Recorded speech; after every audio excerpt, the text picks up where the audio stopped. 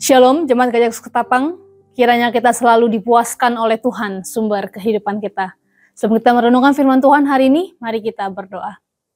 Bapa kami dalam surga, terima kasih untuk hari baru yang Kau sediakan bagi kami.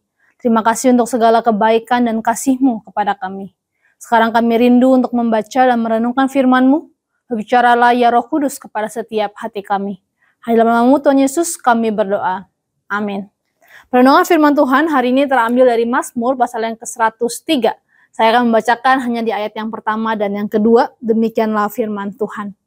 Dari Daud, pujilah Tuhan, hai jiwaku. Pujilah namanya yang kudus, hai segenap batinku. Pujilah Tuhan, hai jiwaku. Dan janganlah lupakan segala kebaikannya. Bapak Ibu Saudara, Mazmur ini dimulai dengan sebuah ajakan kepada diri sendiri untuk memuji Tuhan. Pujilah Tuhan, hai jiwaku. Pujilah namanya yang kudus, hai segenap batinku. Pujilah Tuhan, hai jiwaku, dan janganlah lupakan segala kebaikannya. Bapak Saudara, pemazmur ingin pujiannya bukan sekedar formalitas semata, tetapi berasal dari relung hatinya yang terdalam, yaitu jiwanya, batinnya itu. Sebuah penyembahan yang melibatkan seluruh pribadinya, semua yang ada di dalam dirinya, emosinya, pikirannya, kehendaknya, bukan hanya sebuah kata-kata sementara. Ini menjadi sebuah pengingat bagi jiwanya si pemazmur untuk memuji Tuhan. Seolah pemazmur sudah mengingatkan dirinya sendiri untuk jangan mudah melupakan kebaikan Tuhan. Jangan sampai dirinya itu terjangkit amnesia rohani yang melupakan kebaikan Tuhan, yang meragukan kebaikan Tuhan. Tetapi pujilah Tuhan, hai jiwaku, hai batinku itu. Di ayat yang ketiga sampai yang ke-19, pemazmur mulai merangkai daftar alasan-alasan mengapa kita perlu menyembah Tuhan. Mengapa Allah itu layak disembah. Yang pertama adalah Tuhan layak disembah karena tindakannya di masa lalu, sekarang, dan masa depan. Ayat yang ketiga sampai yang kelima, bagaimana Tuhan menyembuhkan, menebus, memahkotai pemazmur dengan kasih setia.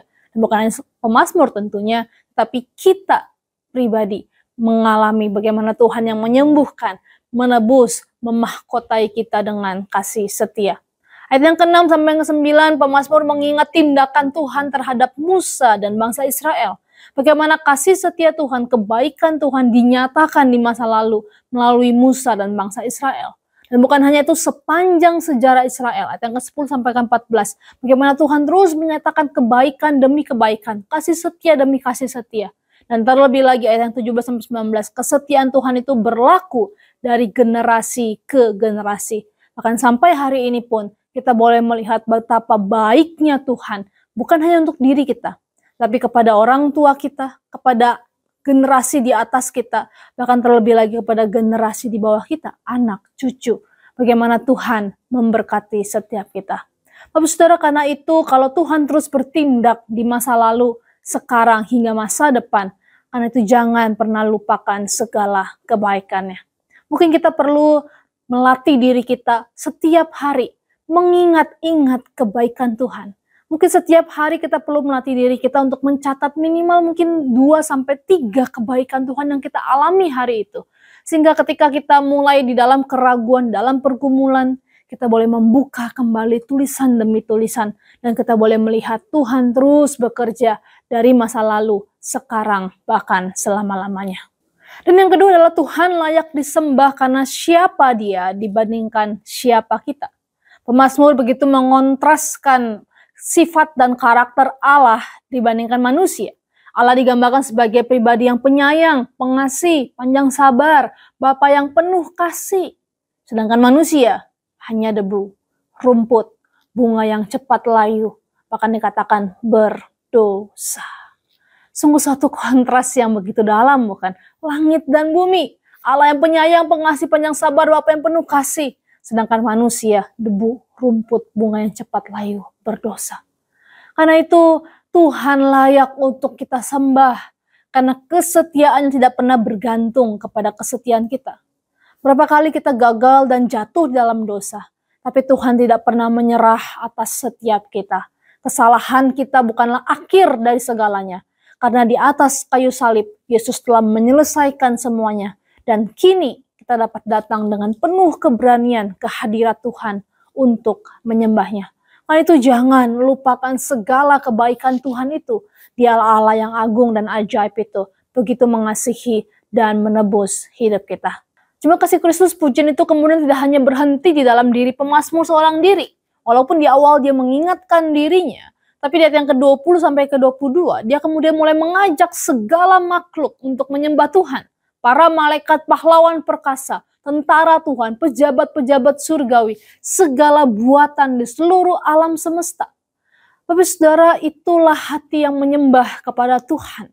Ketika kita menyembah Tuhan, kita bisa menjadi berkat, membawa orang lain, membawa sesama kita untuk bisa melihat keajaiban Tuhan, kebaikan Tuhan dalam hidup setiap manusia yang berdosa ini. Terima kasih Kristus, Mazmur 103 mengingatkan kita untuk tidak melupakan segala kebaikan Tuhan. Pujilah Tuhan dengan segenap jiwa kita karena segala perbuatannya yang ajaib dari masa lalu, sekarang, hingga masa depan.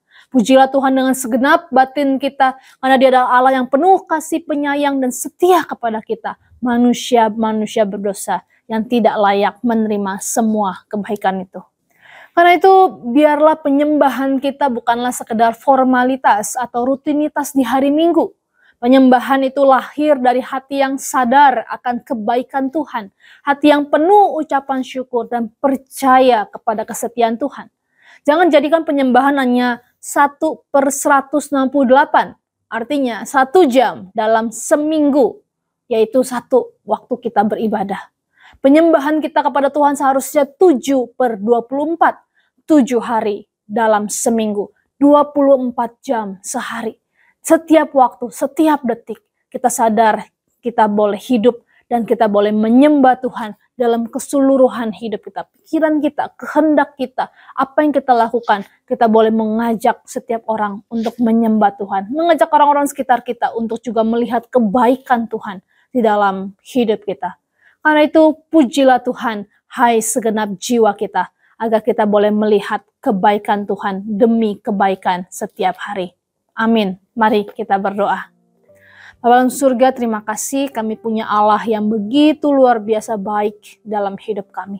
Dan tolong kami ya Roh Kudus untuk tidak pernah melupakan kebaikan-Mu.